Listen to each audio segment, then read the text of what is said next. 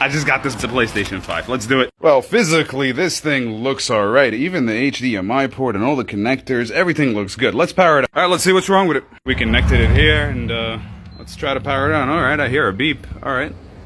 Well, it is white light, but the tester here shows a short. We have a major short on the line, and nothing on the screen. This could be just a regular HDMI port, or something on the motherboard. Let's take this thing apart. Just remove the motherboard, let's check it out. Here under the microscope, we see that all the pins and everything looks perfect here. The problem must be somewhere over here in this signal processing area, from the HDMI chip to some of the diodes that control it.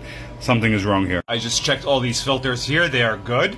Yeah, so nothing else seems bad. It has to be this chip. This is officially the WLOD for the PlayStation 5. We're gonna remove this chip and go test if we still have a short. Let's remove the chip over here. Let's go see if the short on the signal line is removed. Okay, I connected it here and the tester shows a promising sign. Now I just need to get this one off of this board, and this would be a donor. Let's hope it works. Alright, so the chip is now prepped and ready. Let's put it on. Alright, we got the chip installed right here. And it's looking okay under the microscope here. And we can confirm here that the short is gone. Put it together and test. Okay, I put it together enough just to test. Let's see. Turns on still.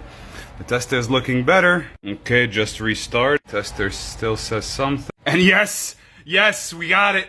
Perfect.